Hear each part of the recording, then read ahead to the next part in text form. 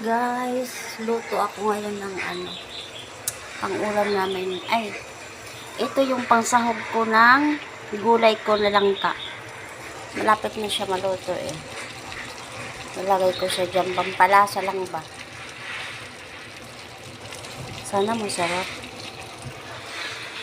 Ito, prenito ko siya. Tira namin to, kaso agad di naman naubos kasi kami lang naman kumain, dalawa. Ay, tatlo. Sasahog ko yan siya. Tingnan ko kung luto na to. Malapit. Ay, luto na.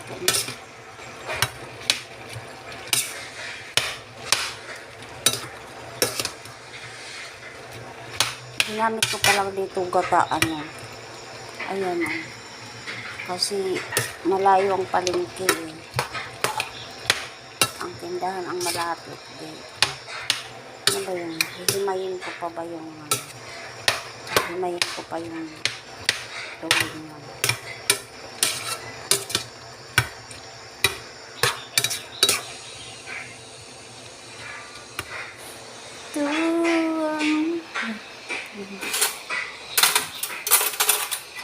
Maghimay muna ito. Hanggang ko lang yung malaking buto.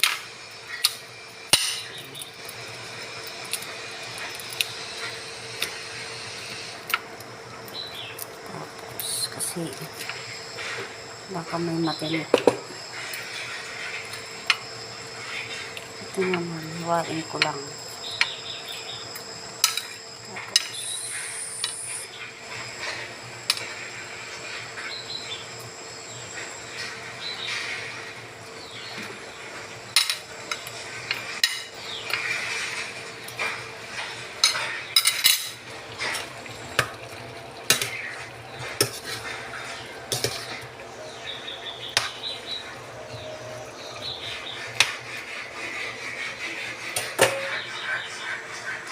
Kasi ang lalaki niya. Ganito yung tapos sabay puhos dito. Ang dami kong gulay.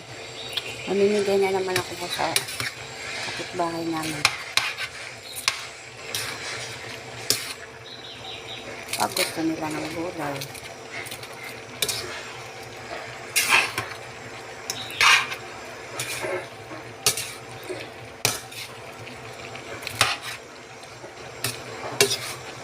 Ang halaki ng sana. Lutong probinsya to.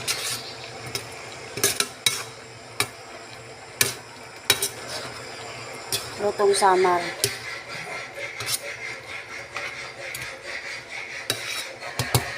Ito lang. Ikaw ay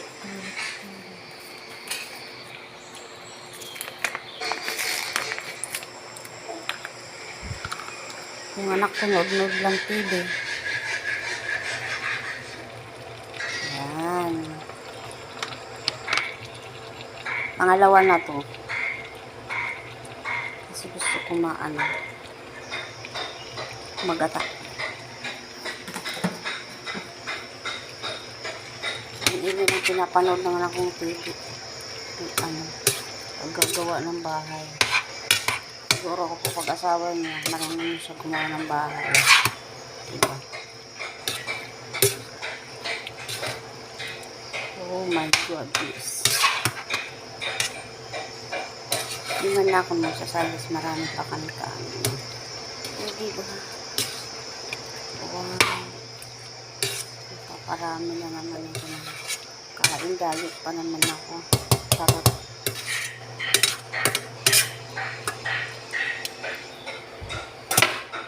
Lakasan ko ako 800 plus 12 yan 1-2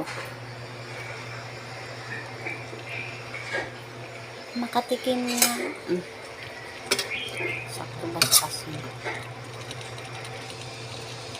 sino may gusto sabihin lang kasi hahatiran ko joke lang ha, wag lang malayo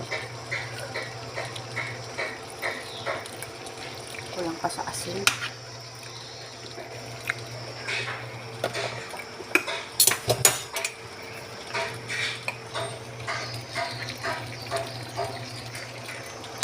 Sino may gusto, hahatiran ko, wag lang malayo. Kapit-bahay lang. Kapit-bahay talaga.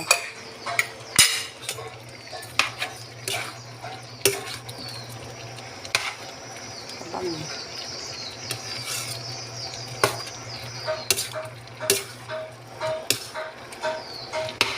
Ang magla-like nito, yung nagluluto lagi ng langka. Tsaka paborito ng langka. Ako, paborito namin to, mag-anak. Lalo na yung anak kong dalawa. Ay, oo. Lalo na yung isa kong anak na lalaki. Paborito ito ni Junjun na gulay na langka. Hindi siya mahilig sa dahon-dahon na gulay. Ang hilig ay, ito eh. Ang paborito ni Junjun ito, langka o puso. Ayun.